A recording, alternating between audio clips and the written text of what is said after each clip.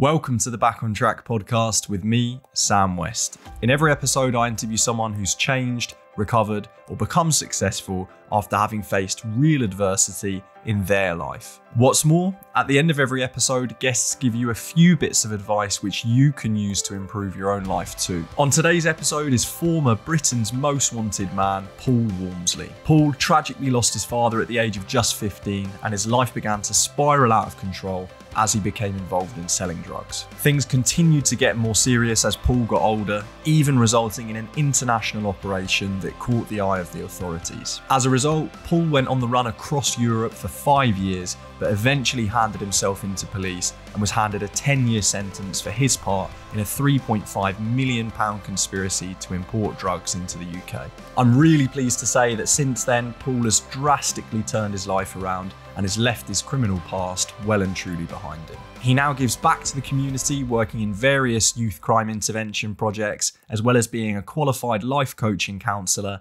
and working as a research fellow for the University of Liverpool. So, without further ado, let's find out what happened by listening to his story from start to finish. Paul, first of all, I just want to say a massive thank you for taking the time to come on the podcast. I really appreciate you giving us some of your time. How are you doing? How's everything going? It's a gorgeous day today. I've been out, although Liverpool got knocked off the Champions League last night. I saw. Anyway, as I said to you early on, we've had some good nights in Europe over the years, so I'll take that, and we just let's move on till next season. Absolutely, yeah. Hope for a better season next time. But Paul, one thing that I wanted to mention before we get into your life story was that when I contacted you about coming on the podcast, you were really clear about one thing, and that was that you didn't want to in any way to sort of glamorize your criminal past. And obviously I was very on board with that because my podcast isn't about that either. It's about sort of positive change. But could you just talk to us a bit about why you mentioned that to me and sort of how important that is for you? I think because there's just no way that I do want to glamorize anything that I've done in the past. It's been my life. There's some things I'm really not proud of. There's some things I'm really remorseful for. And I just want to get that across to anyone who's listening that might think, oh, no, and it's not about that for me. It's about, telling an honest story, but also with because there's been some victims along the way, albeit that I don't actually know them personally. And I think it's only fair and it's only just and it's only right that I don't glorify anything to do with me smuggling drugs or whatever else, or that criminal behaviour, which I was sort of totally engrossed in. Absolutely. Well, I think to be honest, it really drew my attention in straight away that you said that. I really respected that you said that, and it really made me want to do the podcast with you. However, that being said, of course, in order to sort of understand the incredible changes that you've made and to put into context everything that you've achieved since turning your life around, we do need to sort of go through some of those areas so that listeners can really understand your story. And Paul, I wanted to rewind right back to the beginning. You grew up in a family of 9 in an overcrowded council house in Norris Green in Liverpool. Could you try and paint a picture for us of what your life was like growing up there? Wow, paint a picture. I would say that I went unnoticed. Yeah. Very, very easily, because I had 6 sisters and 2 brothers and me, and I was the youngest. So everyone was, getting on with their lives and being a teenager while I was, 6, 7, 8, 9, 10. And it was just hectic. There was a lot of arguments. There was a lot of fights. The area was full of huge, Catholic families as well. It was predominantly a Catholic area, with 6, 7, 8, 9, 10 kids in each family. And we were one of them in one of them roads. And I suppose it was like any other of them families in that time. It was just, sometimes it was absolutely amazing. And sometimes it was, it would just be horrific. It was full of crime, full of laughter, and full of endeavour as well. And everyone fighting for for the, some sort of hope, some sort of survival. Absolutely. Yeah. No, I think you did pretty well in terms of painting a picture there, actually, Paul. And you mentioned crime there. And I'm wondering, how old were you when you first became involved in the petty things? There's one moment that stands out in the book, and that's when I think you're going to Paris to watch a European Cup tie. Obviously, you're a massive Liverpool fan, and there was you were sort of encouraged by the older people that were around you to do some pickpocketing of tickets. And I'm just wondering, what age you were when that sort of started to happen, and why do you think that you became involved in some of that? Well, at that time, I was in the Palestine was when I was 11 years of age. But at 10 years of age, I was woken up out of my bed at stupid o'clock one morning by my brother to go to the local railway line, industrial line. And what we'd do is we'd make a fire there for the train that was coming for us to slow down.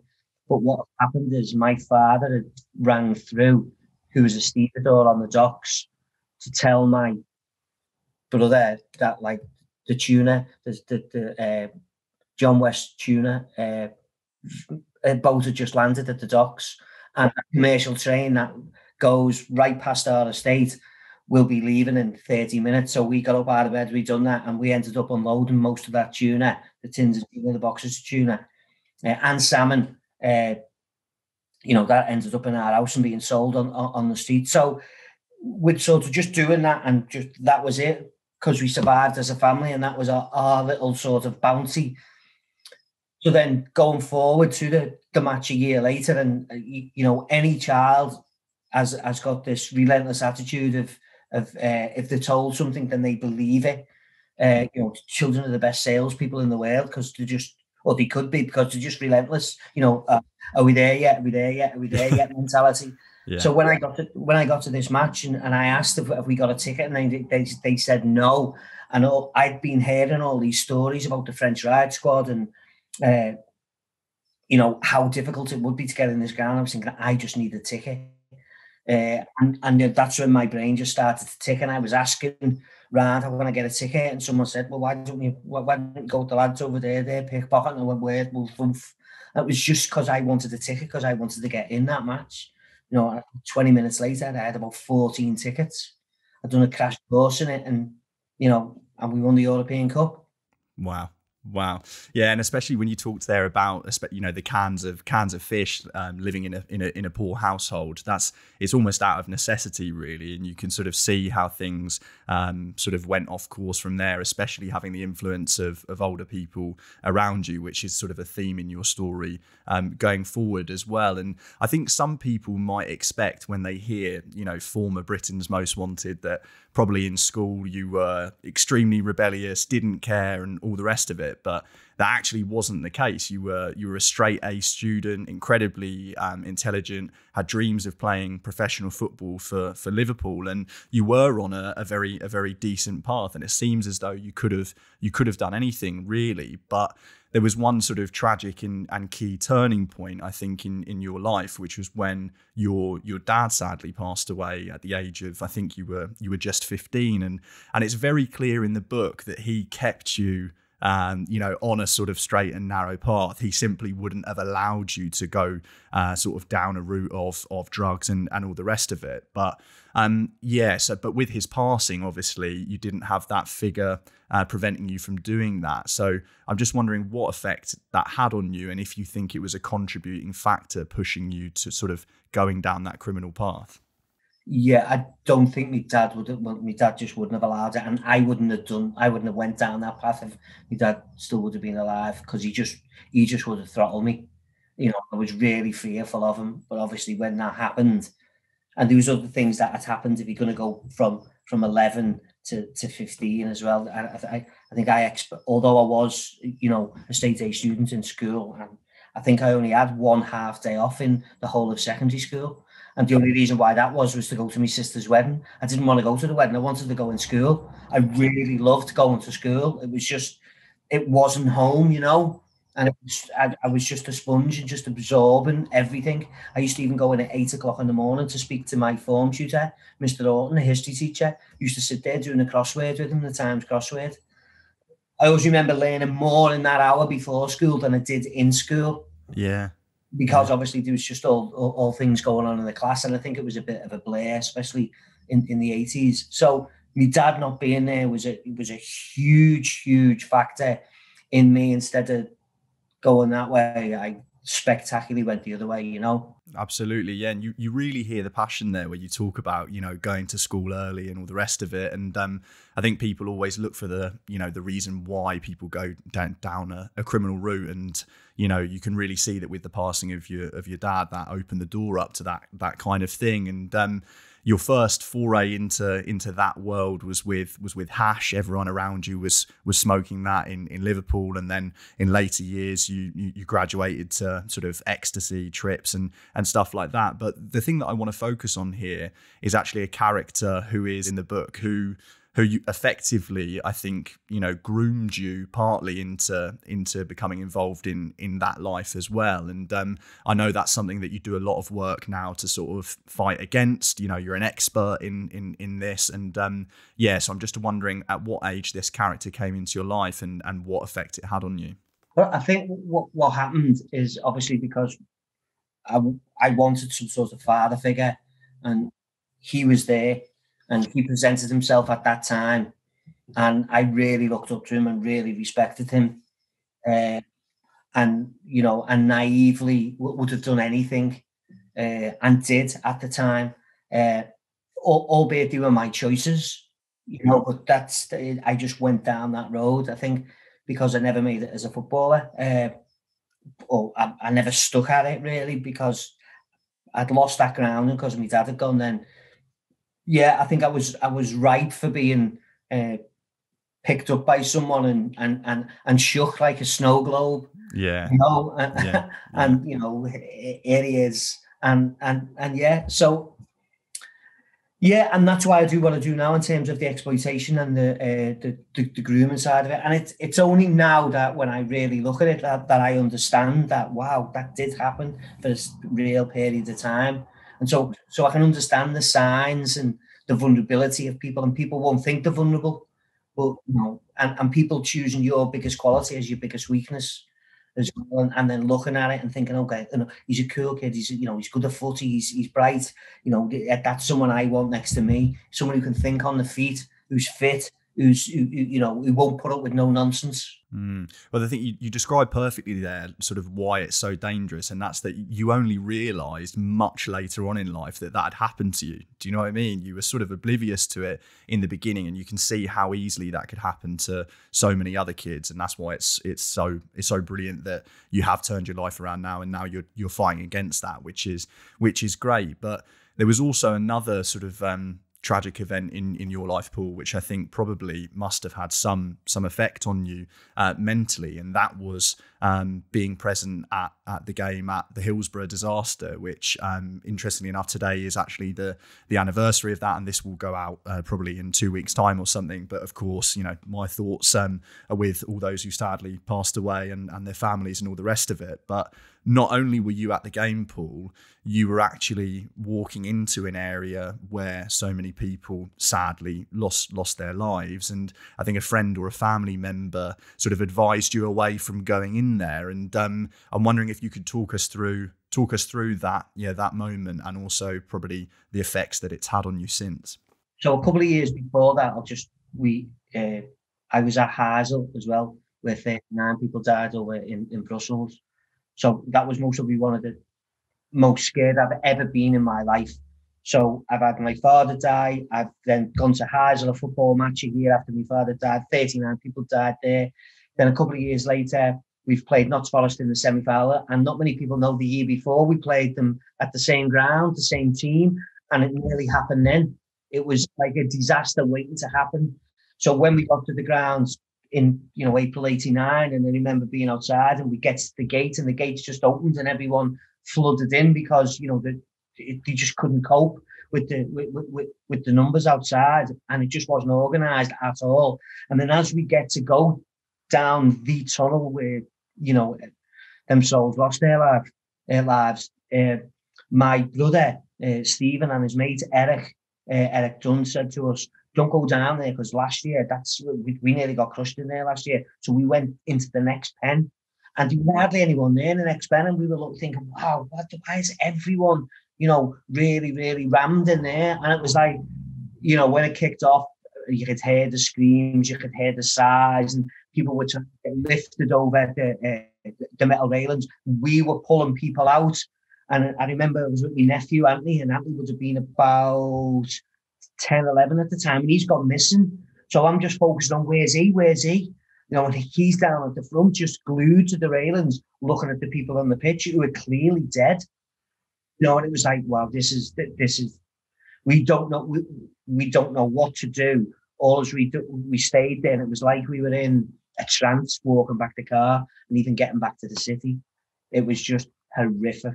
Even still today, watching the videos, and obviously, it's my brother's birthday today, and my brother was with us, Stephen, who's in Australia, and we always speak about it and we always talk about it. So it's difficult. It's a really difficult thing for me to talk about. I can imagine, Paul. Yeah, it sounds horrific, and I can imagine it would be really difficult for you to talk about. What effect do you think it had on you mentally after it? I think, you've got to examine whether PTSD was present there. I come home and just took a load of ecstasy, and that was it then. That was April 89, and I just went voomf. I was involved in bits and bobs, but that was when I just went stratospheric in terms of, I went, right, this is what I'm going to do.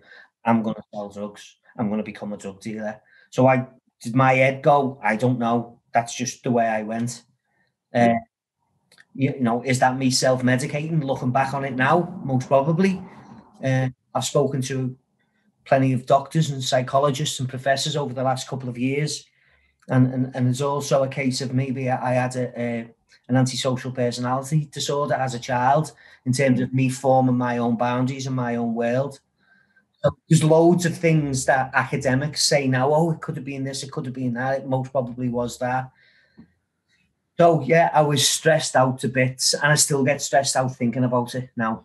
Wow. Well, then, yeah, you can perfectly imagine that at that age, because you were a teenager right then, that it must have had a really, really big effect on you. And I can really understand why at that point you just think, right, now I'm throwing caution to the wind. This is what I'm going to do. You almost lose a value for your own life in some way, I guess, because you've seen so much destruction around you. I don't know, but there are certainly a lot of signs in your story, and a lot of it's easy to understand how you went down that route with the loss of your father, with that character coming into your life, being present at Hillsborough, and as you say, after that things started to get really quite out of control. You were kicked out of your mum's house, which I imagine wasn't a great thing, because obviously you value, a relationship with your parents, and also you were, at that time, it was sort of when the ecstasy and dance revolution happened, and you say in the book about, you would go around the town of a weekend and easily sort of finish the night with a couple of £1,000 under your pillow. So things have really escalated, and things went to the next level after you went to Ibiza and you met sort of a firm from London, and it really seems as though that was the platform that took it to the extremely serious level. Could you tell us how things changed when that happened? Well, it went from street level to just being international overnight. It didn't come without its hiccups and without its problems. But yeah, it rapidly just grew really quickly. These people, seem to be serious, and me being a networker and being cheeky and wanting to, meet the right people. They said a few things to me, I said a few things to them, and then before you know it, I went down to London, and and it was a problem which got us, sort of elevated us into another level, and we met some really serious people, and that was it. Then we were part of something bigger. But also, what you've got to remember as well is ecstasy brought the whole city and loads of the nation together. So all of these gangs from different parts of each area wouldn't usually talk to anyone, but now, because they've necked a load of ecstasy, everyone's like, oh yeah, mate, and everyone's talking to each other. It's all like loved up feeling. And so all of these little firms from around the city and then from around the surrounding areas just became one big firm. I mean, that's why, still claim, and I don't think I'm far wrong, that I think Liverpool's the drug capital of Britain. Yeah, yeah. And not because we're a port, just because the amount of people who are like sort of got that entrepreneurial way of like, here's what we've got to do. If we can't go and get it that way, then we're going to have to go and get it this way. Absolutely, yeah, and that's really interesting. You say that kind of the ecstasy brought down the barriers between these gangs and allowed them to network more freely because they were so loved up and all the rest of it. But for anyone listening to this thinking, you know, big time drug dealing, taking drugs, that sounds fantastic. There were two sort of really big scares on the horizon for you that I imagine brought you back down to reality somewhat. And the first was when a friend of yours was kidnapped, and luckily he managed to escape, but I imagine that was quite traumatic. And another one for you was when a friend of yours was actually arrested for a shooting, an attempted murder, and I think went off to prison and all the rest of it. So was that kind of a reality check for you at that moment? Did you think, Jesus, one of these things could end up happening to me? Yeah. How was that for you? Yeah, it seemed to be getting closer and closer and closer. And I remember vividly as well, right now, thinking about it, because you've just reminded me of playing a football match one Sunday morning, thinking the police are going to turn up here and arrest me. I think, why aren't they here? Are they coming? And that's when I just decided to get off. And yeah, I just started to travel then, you know. I had money put away and I just thought, no. So I had 6 months away out the way to try and find out what was what and who was who. And just come back and just thought, you know, start up on your own, start again. Yeah, absolutely. And you mentioned there the kind of anxiety of thinking, are they going to arrive? Are they going to nick me at this point? And, you know, nobody wants to be living in that sort of constant fear. And we'll touch on that anxiety in more detail in a little bit as your story progresses. But yeah, you mentioned there that you took some time off, and one of those trips was to go to Jamaica for some R&R, if you like. And but the thing is, while you were there, you took a walk one evening. I think it was to go out for a meal or for a drink or something like that. I think you were advised against it by the people in the hotel, but you did it anyway. And you had effectively a near-death experience where somebody tried to shoot you, which sounds terrifying. Again, another terrifying incident. Could you talk us through what happened there? I just remember hearing the rolling of a barrel of a gun. And if you know the sound, you know the sound. And it was like, what? And like there was a wall, and it was just someone said, just keep walking. And as we kept on walking, the wall sort of gradually got smaller, and you could just see these two guys with guns loading the gun up to just ready to come for us to shoot. And it was a case of, let's just go. And we could hear shots being fired, and we were just gone. I mean, I think we left that area, then we never went back there. Most of the other lads went home. They left two of us there. We stayed, I think, for about 4 weeks on our own. Then we come back together. I think I was back for about a week, and I went, I'm gone. And I just went on my own. So I went back over to Jamaica, stayed there for a while, and then come back, and then went to Canada, and then New York for another 2 or 3 months. Yeah, I remember reading that bit in the book, and I think this was also about the same time that you became aware of an undercover police operation being on you. And there's a couple of things that I want to ask you there. And the first is, how did you become aware of that? And the second is, because it seems to me, anybody thinking of getting involved in that life, your days are effectively numbered from the start, because you're going up against the most formidable opponent in the government with all those resources. And eventually, you know, they're going to put all these resources into focusing on you. So yeah, how did you realise that you were under sort of surveillance, and do you think it's effectively impossible to avoid that? You know, it's like you just know, you get a feel for things, you get a sixth sense in terms of, you know, you look at people's footwear, you look at the way people are situated, you look for anomalies, you know. And I'm colorblind, I'm severely colorblind. I'll just give you an example, and it's sort of it goes well with what you're talking about. Colorblind people have a better vision at night, so they used to fly colorblind people at the bottom of Lancaster bombers over enemy lines, and and they could see the camouflage. So we could see things that shouldn't be there, that are alien, that are not quite right. And it's the same for when you're out and about and you're in that game and you see something that's not quite right. And if you see something again and again, then you know you're burnt. And if you're burnt, then you're not well. If you're not well, you don't go near anybody. And that's what we would, we tried at that time to do, because we classed it as like a job, and you would to do it to the best of your ability and not to talk to anyone, not to go outside your circle, just keep on track. And if you do see anything, get out the way. So you'd spot things, and if you see things a couple of times and you go, something's not right here. Something's not right, yeah. And obviously, just a minute ago, we were talking about the stress and the anxiety, and this was one thing that I found really interesting about your story. And again, I think it, breaks a lot of the sort of glamour that some people think there is in that game. And that was because at that time you were smoking a lot of weed, and you started getting extremely stressed and anxious to the point where you were actually having sort of blackouts. Like you'd be stood up and you'd effectively faint and wake up in a cold sweat. Due to the sort of extreme stress that you were under. And I think in the book you might have even mentioned that you might have even felt a bit depressed as a result of that. So I mean, it sounds as though mentally you were in a really, really bad place. Could you try and sort of explain to us a bit about that anxiety and sort of how bad that got?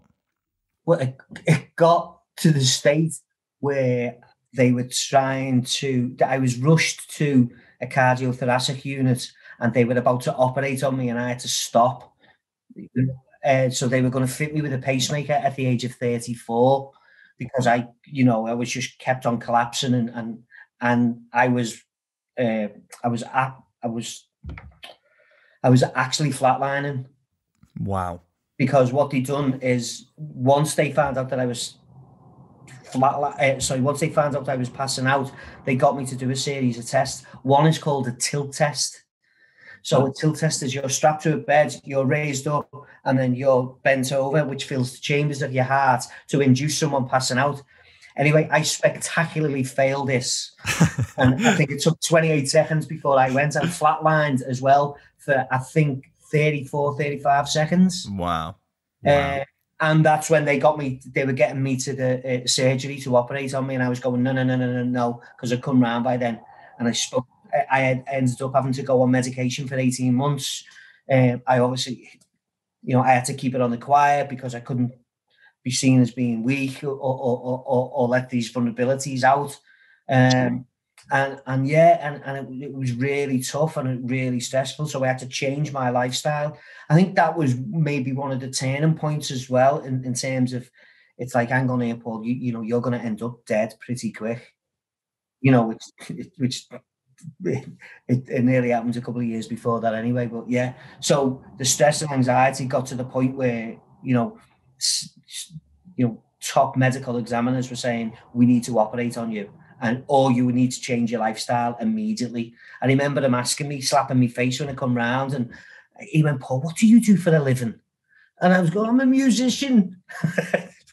Yeah, you had to come up with something. You couldn't say the truth in that situation. And it wasn't good. No, but that's the thing, isn't it? People talk about, dead or in prison in that game, but nobody thinks that you could end up sort of effectively killing yourself through a heart attack or something due to the sort of the stress that you put your body under with all the anxiety and all the rest of it. And the thing is, right, is I suffer with anxiety myself, and anxiety is normally, at least for me, it's an irrational fear of something which is extremely unlikely to happen, right? But in your case, you in that life, you actually had good reason to be anxious, and that sort of transpired to be true because sort of not long after that, or slightly before that, you were actually sort of crossed by some associates. You were kidnapped. You had petrol poured over you, and you were fearing for your life. I mean, it sounds absolutely horrendous. Could you talk us through what happened there? It's just exactly how you just said it. And I remember trying to come around off it, and spitting out blood and smelling the petrol, and realised that I'm fighting for my life here. And it was like everyone, all my family just went past me dead quick. I don't know whether you've ever been in a car crash, where a car crash and slows down, and your sensory reaction time becomes a little bit better. That's what it was like. The clarity of thought at that moment was like, wow, you need to sort yourself out, or you need to get out of this. Like, it was just, let's get out of this alive and let's start again. It was survival mode. It was like, the sympathetic nervous system took a U-turn and went somewhere else. And so you're fighting for your life. And it was then, that was 2000. So there's loads of things which were happening, in these cycles of my life, and it was just the same thing kept on happening and happening. And it was only a matter of time before, it became serious. Either I'd lose my life, or I'd lose something dear to me. It's a really strong message, that, isn't it? Because, any young person listening to this or whatever, when they hear that, I don't think anybody listens to that and thinks, I want that to happen to me. Do you know what I mean? So it's important, I think, to talk about just how horrendous that was, as you've just done. And I'm conscious of the fact, Paul, that, if someone hadn't heard your story in its entirety, they might think, oh, he only changed his life around because he got caught, blah, blah, blah. But actually, if you've read your book, which is brilliant, by the way, I recommend people read it. Just An Ordinary Decent Criminal. You can get it on Amazon. But after that happened, you actually tried to get away from the drugs game. You sing and you play the guitar, and you became part of a band called Blue Ruby. You even started up a music management company, and it's really clear as day in the book that you wanted to get away from that. Could you talk to us a bit about those music years and your desire to leave the grafting, as it's called in the book, behind you? I think I'd say music saved my soul, in terms of it just gave me something else. And I'd always thought of myself as being creative, but because I was in that game, i.e. the drugs game in the criminal world, you can't really talk to anyone. I couldn't be telling anyone, oh, I'm writing these poems or I'm writing these songs. Yeah. It just wasn't happening. Yeah. Do you know what I mean? It's not that world. The people talking about other things. But I just felt that once I became creative, I thought, this is the way I need to go. And it took me back to my school days. And it was like, okay, this is something, I've found something here. And it's like anything that I do, I try and do it to the best of my ability. And we done that to the best of our ability. So we started the band. 2 years later, we went on a tour with the Coral and then the Zootons, and then we got a management company. Then we started our own studio off, and we were recording. Pete Doherty was in there recording. We had the Coral and the Zootons were in there doing some bits of recording with us as well. So it was just a way of me going, okay, I really, really enjoy this. And I picked up the guitar and I learned, self-taught myself how to write songs, albeit not very good. but still, it was giving me something else. And that was amazing for me. And I was thinking about going to university then. And I remember the girl I was with at the time, who's my partner, saying to me, why don't you go and be a lawyer? Why don't you go to law school? And I was thinking, because I don't ever think I believed in myself that much. I think it was because I'd been downtrodden by people around me who'd exploited and groomed me, and just like, and I never thought I'd amount to anything really. So I think that gave me the time. So it was 1999, I picked a guitar up, and in 2002 I went on a tour, and it was like, wow, this is quick. Yeah, you're a quick learner, and it's almost frustrating reading the book when obviously you started to dive back into doing some of the drug dealing and all the rest of it, because as a reader, you had that sort of near-death experience of being kidnapped. Then you go into the music, and as a reader, you're thinking, come on, please stick on this track or whatever. But obviously, at some point, that wasn't paying the bills that needed to be paid, and you were sort of dipping one foot in and one foot out of it again. And eventually, though, this time, your number was up. I think it was only a matter of time, and I think you were heading to Holland for another European Cup tie. to watch Liverpool. And I think one morning, you got a phone call, and it was your neighbour or someone like that, essentially saying essentially saying your door had been kicked in, and there were arrests left, right, and centre. And when I spoke to you about this moment on the phone, you said something which sort of stayed imprinted in my mind. And you said that when you had the phone there, it was like a sinkhole had opened up in front of you. And I thought that just described sort of really well how you must have been feeling in that moment. But yeah, I guess in your own words, could you talk us through how you were feeling when the game was up? That was it effectively. So if we're talking about, I remember being on the phone and putting the phone on the floor after he just told me. I could hear all the police in the background, and he's told me that my door was 14 foot from where it should have been. I remember smashing up my phone, and for some reason, I pictured this sinkhole, and all my life was just going down it. Everything, my family, the house, the cars, the businesses, and it was just all being flushed. And I realised that it was never mine. And I remember being sort of terrified and thinking, what am I going to do here? I had €350, a rucksack, a big house coat, and a pair of flip-flops and a short. And a pair of shorts. It was like, what am I gonna do? They go home and face the music, or I'd just give it a bit of time and see what's what. And decided to give it a bit of time. I think that was a really powerful sentiment there. You said, about all of these things going into the sinkhole, everything that you done through that game, and you said, in the end, none of it was really yours. You can have it, all that stuff 1 second, but the next second it can all be stripped away. And yeah, I can imagine that was a terrible moment for you. And you mentioned there that you decided to give a bit of time, so you decided to go on the run. And I think probably the thinking was that the sort of punishment might be less severe if if the whole thing had died down for a while. But also at this point, you had a couple of kids, you had a partner.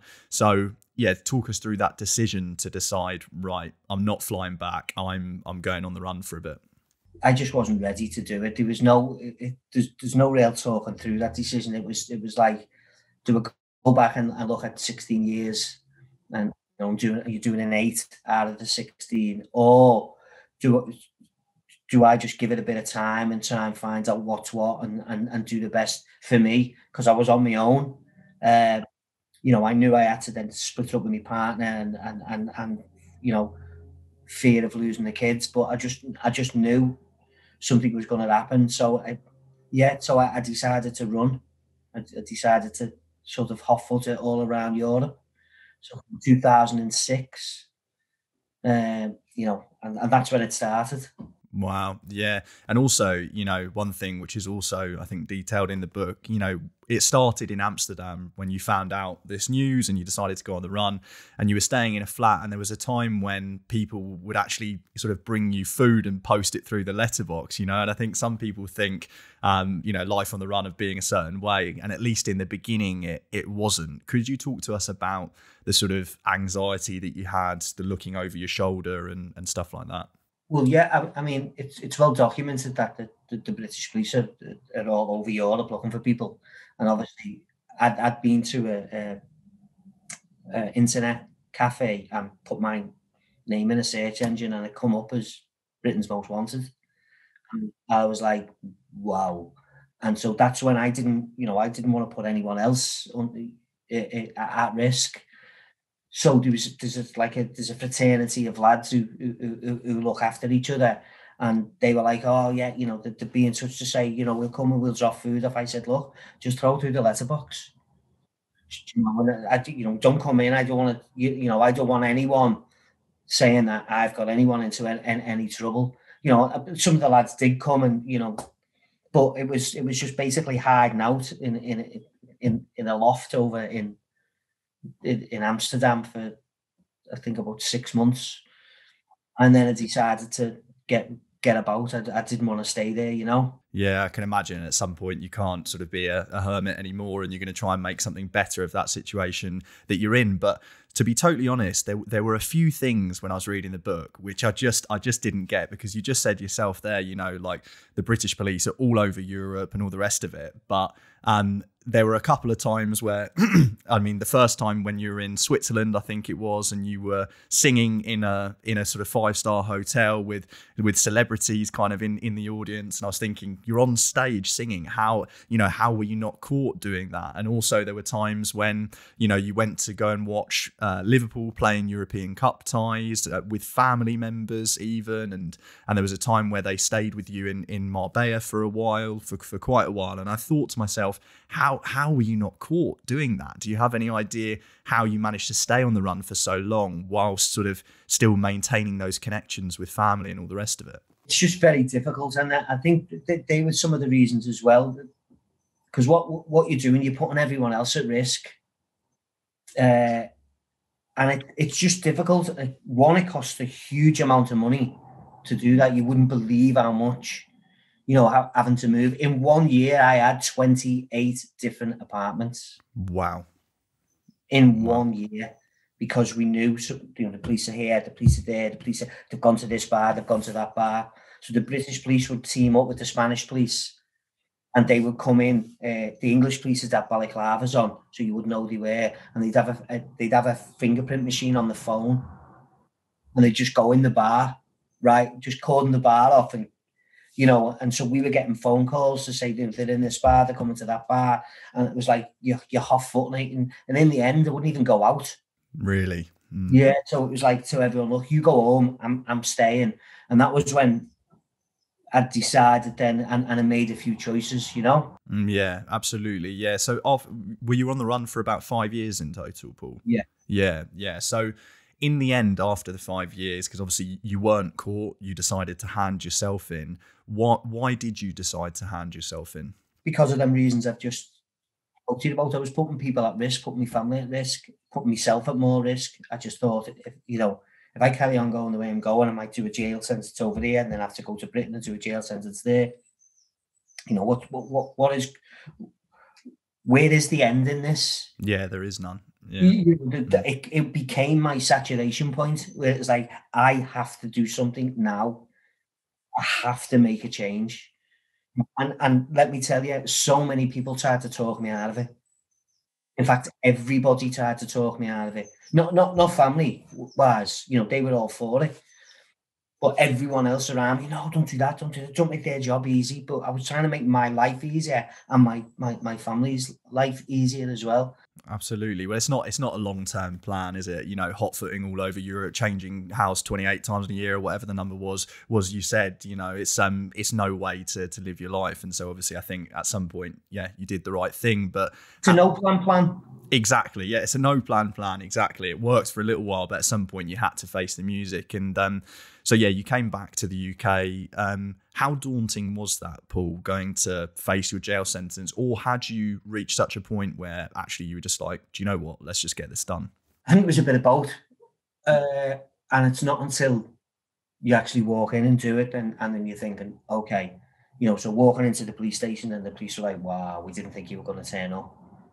And then going to court, and then, I think it was daunting once I walked on the landing in Walton Prison in Liverpool, and it was just like, wow, this is a different place to what I thought it would be.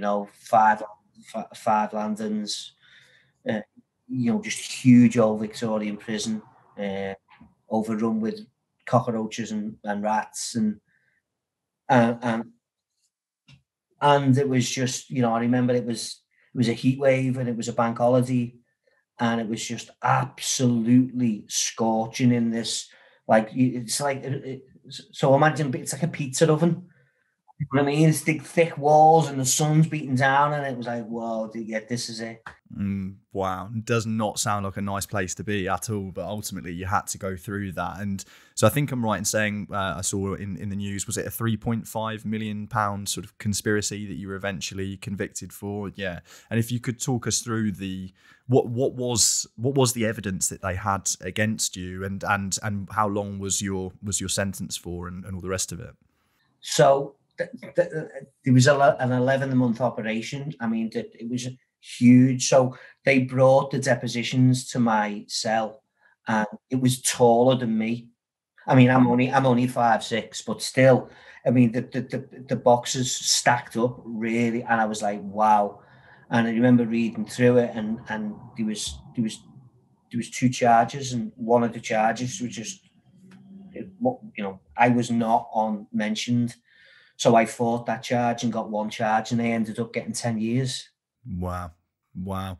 So 10 years, and then you do half of that essentially. So it was 5 in the end. Yeah. And Paul, we see a lot of Netflix documentaries about just how terrible prison is. Most of them are from the US, but yeah, just how hard was doing that prison time, or actually was the most difficult thing about it the missing sort of key life events? Because obviously you missed your sister's funeral, which must have been heartbreaking for you. So was that really sort of the worst thing about it, rather than doing the actual time? I don't know. I think it just gave me time to reflect. It gave me time to read. It gave me time to educate myself. It gave me it gave me time. That it just gave me time, and so I could start to plan things out then. And that's when I realized that I need to get myself educated. I need to get me to pull myself out of that life and build another life for myself here. And I'm starting from a standing still point. Absolutely. And I think it was really inspiring. I thought, reading the book, that you made that decision in prison, and you decided to study all of these courses. I think some of them even to become a counsellor or something like that. And yeah, and also it started off actually, Sam, as me wanting to be like an events manager. And so I'd done a higher diploma in events management. And part of that was an employer module. And in the employer module, there was a Myers-Briggs personality type indicator. And I was like, what? You can judge someone's personality? How do you do this? And that was it then. Once I found the Myers-Briggs, it was like, okay, this is where I'm going down. I need to know how to understand people more. And so then I wanted to understand who I was. And I went on that journey then. It was like, okay, let's go inwards, find out, who you really are. Wow. And how was that sort of journey of self-discovery, Paul? Oh, tough. Yeah, I can imagine. Yeah. Both and all. Yeah. Well, yeah, tough, but also wonderful in terms of I had the chance to wipe things clean, although it's not clean because things shouldn't be forgotten. I had the chance to start again if I wanted to, if that's what I wanted. So I had to really want something and need something bad. So I made some conscious decisions. One was not to lie. Yeah. Just stop lying. If you feel the need to lie, just don't say anything. No, not that you have to tell the truth all the time, because if you tell the truth all the time, you're being shit. Yeah, you're going to upset people. Yeah. But just don't lie. And because I was in that world of being deceitful, sometimes you just go down that road, and it was like, no. And it was just to learn more about who I was and how I could sort of move forward. And it's still difficult now. So I loads of counselling, mentoring, psychology, NLP, loads of different courses I went down, and I loved the counselling. I even done a religious course, which was, I loved it. And you weren't religious before? No. But because I was going down the route of wanting to be a therapist or a counsellor, I thought, if I'm not grounded in people's faith, then how can I talk to them? How can I have any empathy for them? I think that's a really intelligent thing to think. Yeah, absolutely. And the transformation, you really see it happening as you're reading the book. And I think it's really inspiring because, I'm sure there will be a lot of people out there who serve, the 5 years, go back out and get back to what they're doing, the lure of the money and all the rest of it. But you had decided enough was enough, and you threw yourself into studying and all the rest of it. And towards the end of your sentence, you were periodically sort of let out of jail, weren't you, to start working in a youth centre and all the rest of it. Could you talk to us about sort of that mission sort of brewing inside you to want to give something back and to want to make a difference in young people? Well, I think it all happened sort of really fluidly in terms of I didn't set out to do this, although I did write a 15-year plan out in 2012, and I had to change things. And I'd written things into it that didn't exist, and some of it was me going to teach. I never had a teaching qual, but I did. So while I was in this youth centre, I was there to just be a whatever. And one of the teachers asked me to sit in a class one day, and the class was about communication. So I'd been doing some psychology and communication, and so I took the class in a Yorkshire accent, the full hour, and the kids loved it. Right. And the kids, "Can we get them back in the next day?" And I went, "Okay." And so we thrashed it all out in terms of safeguarding. And so while I was still in custody, I became a tutor. I'd done my PTEC course, and then was pastoral care lead of 45 young people. And it was at that point that I thought, hang on, these are actually listening, and I'm listening to them, because I go about things and try and listen to what people don't say. Yeah. Rather than what they do. Yeah. And work out sort of where they're from, where they want to go, and where they've been. And that gives me more of an insight. Absolutely. And, you said that you became sort of a lead for 45, young people whilst you were still doing your sentence. So I imagine you're kind of thinking at that point, what difference can I make when I'm out of prison, which is incredible. And we'll get back to sort of the work that you're doing now shortly. But one thing that I did want to touch on is the book which you decided to write. And I think originally it was sort of, it was intended to be a sort of long apology to your mum, kind of explaining why you'd gone down the road you had and all the rest of it. But yeah, could you talk us through why you wrote the book and how that process was? Okay, so I had a week from hell in jail, where on the Monday I was told that my mum had cancer and also dementia. On the Wednesday, the girl who I was with for 17 years decided that she was going to marry someone else. And then on the Friday, I was told that my sister had passed away. And it was like, wow. And I remember going back to my cell and sort of wrecking it a little bit, and then thinking, I need to write to my mum. I need to say sorry while she's still compos mentis right now. And because I thought it was like sort of sod's law that I was going to be in jail, and like some of my family members started to sort of wilt away around me, and I couldn't do anything. So I said, let's put pen to paper, and I said, I'm going to say sorry. And 6 months later, I was still writing it. I had a lot to say sorry for. I had a lot to reflect on, and realised loads of things within it as well. Realised the dynamics of me being brought up and how that was, and sort of we're speaking about the PTSD. Having the timeline of the book, seeing it all, going wow. And I was studying things called ACEs, which are adverse childhood experiences, which then reflect on your life later on as an adult and shape who you are and how you're informed to make decisions and choices. And so everything was just jumping off the page to me, and it was like, wow, I really needed to do this. So that writing that book was I think the singular best thing I'd done while I was in custody, because what I'd done, it released everything onto the page. It was cathartic, yeah. Huge cathartic experience. And so where in psychological terms, they call it the catharsis, where it sits. And so I was able to get it out there and not carry that. And I think that gave me a lot of strength coming out and not having to, be that person, still have that, that was me. That's what I done. And, I'm not proud of that, but I did. But that's what's made me who I am now. And that's why I can sort of go back within the flames and try and help these young people and these families and anyone else who wants it. Yeah. Yeah. And there are so many lessons that can be learned from the book as well. So I think it was definitely a hugely important thing to do, not only for yourself, but also for other people. And Paul, you were released from jail in 2016, and you've gone on to do some really incredible things, which we'll talk about in a moment. But before we do, how was it adjusting back to normal life after being released from jail? And also, did you struggle with a stigma of having been that person, having been Britain's most wanted? Yeah. Yeah. Yeah, I did. It was tough, and I remember after 3 months.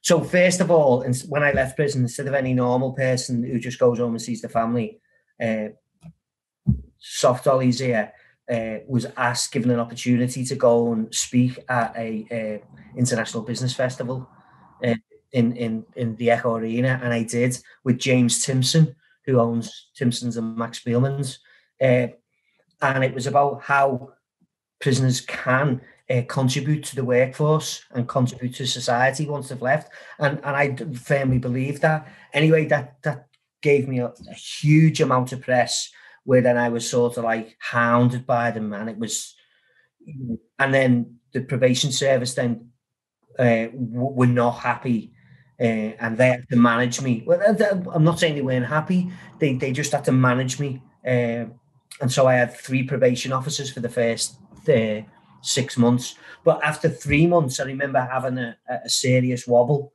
in terms of, wow, I need to pay bills, I need to go and find my own place, and it was like, whoa. And realizing that it's tougher being a working man than it is being a criminal. And it was like, it's that you've got to get up in the morning, you've got to go and earn your money, you've got to, you can't go and have that because you haven't got that to go and do that. And I was not taking no handouts off anyone. I remember bumping into someone at a football match, one of the lads who I used to graph with it years ago, and he went, "Oh, Paul, that's a great bit of smut of that, what you're saying about you turning your life around and all that. Yes, I bet, you're still grafting." I'm going, I'm not. I'm genuinely not. I've changed my life. Genuinely not. It's like, no.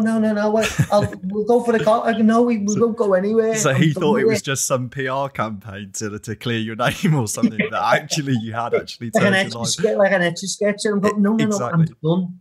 Yeah. Listen to me now. I am completely done with this. Yeah. And Paul, you mentioned one thing there, which I imagine must have been really tough. Yeah. Adjusting to that normal civilian life, having to work and all the rest of it. And also, not sugarcoating it, coming from a place of having, serious amounts of cash to having to work really hard for every pound that you get. Yeah. How difficult was that? Were there any moments where you felt like giving up on the journey of change, or were you always, as motivated as you were when you first decided? I want to just sort of backtrack a little bit there, because you just hit upon something. But also, when you're in that criminal life and that drug dealing life, sometimes you've got nothing. It's not always you have nothing. You struggle at times. I mean, really, you can go to bed a millionaire and wake up a pauper, because it could all fall around you dead easy. If the police or someone or something happens, it falls by the wayside. So that side of it, and then the working lifestyle and getting up and having a job, and it's, as I said to you before, it's much tougher. It's just much tougher because it's relentless, and now it's relentless for me. I don't have a minute. Yeah, especially with how busy you've made yourself since making these changes. To run through some of the things that you've done now, you're a research fellow at Liverpool University. You've helped to start sort of numerous foundations, I think. You've worked in schools, and you have your own website called County Lines, which is about sort of, early youth crime intervention, I think. I mean, and there are more things which I haven't said there. So you've achieved so much in a relatively short space of time. What motivates you, Paul? What do you want to achieve with all this? Is it making a real difference with young people? Is it changing policy and stuff on that scale? What's your sort of main objective with the great work that you're doing now? I think one of the things, and a big passion of mine, is one size doesn't fit all, especially around education. And I think there is loads of really great people out there and loads of great organisations out there doing absolutely wonderful work. Loads of alternative provisions, people with fair units, and they change them and rebrand them all the time to call them whatever they want to call them. And it's not that one size fits all. So I would love to be able to influence policy, and I think that's why I do some of the work with the research department as well, so I can feed the academics some real life situations, and that's what I do. So the schools that I work in, I've got about 7 or 8 schools that I regularly go to, some mainstream school, but mostly alternative provisions or people referral units. And so I try and engage with loads of vulnerable and at-risk young people and their families and their communities, and try and get how they feel across to academics properly, so that we don't just put it down on paper and have a meeting about it and have another meeting about it and have another discussion, that we can actually change policy and go and do something with it. It's about action for me. Absolutely. Yeah. You need someone on the ground that is actually speaking to these young people and then informing the policymakers, and I think it's incredible, Paul. And do you think that, have you found, because I imagine young people, especially those who are sort of slightly involved in crime and all the rest of it, I imagine they actually listen to you, partly because of that tag that you had in the past of being Britain's Most Wanted. They think, okay, this is actually a guy who has been there, done that, and lived it, and he's trying to advise me against it. So do you think they're more receptive to you because of the sort of the tag that you had in the past? Yeah, so that tag shoehorns me in. That just allows me in. And that allows me then to speak to them on their level. Because one of my favorite quotes is, the person with the most changes of behavior will be the person with the most influence at the end of the day. So it's about speaking them different languages. And I don't mean Italian, French, Spanish, or German. I'm talking about street language, office language, academic language, boardroom language. And if I can bridge any of them little gaps and be that glue, because that's what I've done. So the skills that I had 20 years ago transferred, in essence, to doing what I'm doing now. So I've learned everything from that life, transposed it over to this life, and trying to do good from the bottom up. That's exactly what the method is. Yeah, and I imagine it's a really interesting thing, because you've said throughout this podcast that, there are things that obviously you regret and all the rest of it, and things that you feel extremely sorry for. And, I think that's great that you realise that. But also, you wouldn't be making the difference that you're making today if you hadn't lived that life. And I think that gives hope to, I don't know, anyone listening that might be involved in whatever. You can turn that situation around and apply it to society in a really good way, which is obviously what you're doing now. Yeah, I think sometimes it can come across, or I think it comes across as a bit cliche. It's like, is the old criminal lad who now what he does this, and he's trying to help this, but it never happened like that. That was not planned. Me becoming a teacher was not really planned. It happened, and I rolled on with it. And then I realized that I didn't want to be judging young people by academic value. I wanted to be judging them by how they would think on their feet and looking at other skills. And so that's what I do now. I mean, we have a group called the Young Persons Advisory Group at the university, and we speak. And one of the things that's coming out is that they would like lessons of life in school, of how life really is. No one tells you how it really is. You have some engagement around it, but you don't have where you go, no, listen, here's how it is. Here's what you've got to do. And that for me is a passion, to teach these young people some really good life skills, because some of the brightest people are the people who were excluded from school. Because I know so many business owners now who, when you speak to them and they are flying with their business, and they go, oh, I got kicked out of school. Oh, I was this in school, or I was that in school. And, oh yeah, I was a bit of a tearaway when I was a kid. I mean, so many people. Loads. Yeah. Myself. It's unbelievable. And I just then, it's like they fall. It's like I shake the tree and they fall, and I can grab them, and then they become my sort of go-to people when I then need a young person who is 16, 17, who I've been looking after for 3 years, to then go and get a job.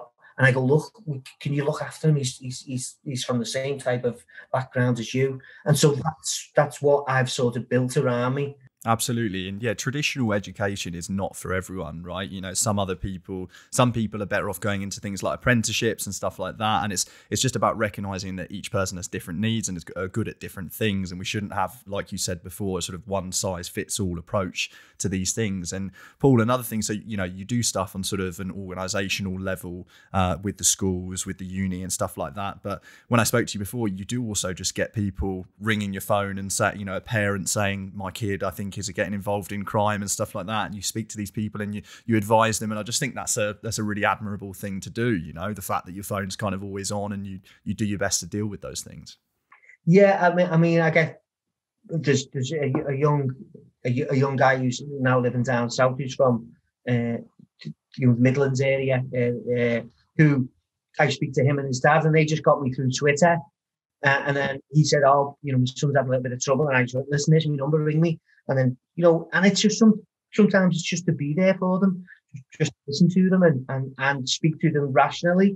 And also, you know, the thing about common sense is it's not that common. No, it's not, is it? Yeah. No. Yeah. So it's about, it's about just sometimes saying it how it is to them. Say, look, you know, he's too far gone. You know, he is going to go to jail, but while he's in jail, tell him to keep in touch with me. Tell him that when he's out, you know, if he wants to come, you know, come over this way, come to the Northwest, we can get him a job, we can get him somewhere to live. You know, we can try and look after him then. And that's what we offer. We have a load of different people around me who are similar to me, from similar, you know, people who've been to jail and people who've, you know, set their own companies up. And so we just network together. And I think about in the next 5 to 10 years, I think we will grow exponentially in terms of what we're doing. And it's not just me, all the other companies around me. It's John from Inside Connections. There's you know, just so many good people who have had a challenging life, who are trying to give back in the right way. Absolutely, yeah. It sounds like you're making a massive difference, Paul, and I'm sure that in the next 5 to 10 years, as you say, that will grow massively, and you'll continue affecting so many more young people in a really positive way. And I think that's something to be massively proud of. Paul, it's been fantastic to have you on the podcast. You've obviously got an incredibly interesting life story, and I think it's one that, you know, shows it's never too late to change. You know, no matter what you think you've become or no matter what you've done, there is always another option. It just requires sort of a lot of looking inside, as you did, and then making the relevant changes. And Paul, as you know, one way that I like to finish off the podcast is by getting guests to give listeners sort of a few bits of advice that might help them if they're going through a hard time, right? And it can be specific to your experiences with, you know, with prison and that and the criminal world, or you can just give general advice which you think could be applied to anyone, no matter what they're going through. So yeah, if you've got any final sort of bits of advice that you think you could give to listeners. Well, there's a few things, because there's one thing I haven't met. I haven't met because I wanted to talk about it. So, which is, I'm now married, and I met an absolutely unbelievable woman who taught me how to process things properly. Because originally, when I asked her out, she said, "Will you give me 24 hours to process this?" Which you thought meant no. What? Yeah. How does this work? Yeah. Anyway, it took me nearly 2.5 years to get a date with her. Now she's my wife, and I love her to bits. And I think knowing that how people struggle and how I have struggled along the way, and you will meet people, whether it will be your wife, whether it'll just be a friend, whether it'll just be some random people, someone who you're at a bus stop and next minute you start talking to and you just like hit it off. And I think it's always be open, you know, and you will always come through them moments, and just realizing that your weakest moment is your best moment. It is your best. If you are in that moment and you're thinking you're never going to get out of it, when you get out of it, that will make you so switched on to that situation, so on it, and it just galvanize your strength around that, and they just become all your benchmarks for moving forward. So I have a saying: let's not write anyone off, let's write them in. Absolutely. I think that's great.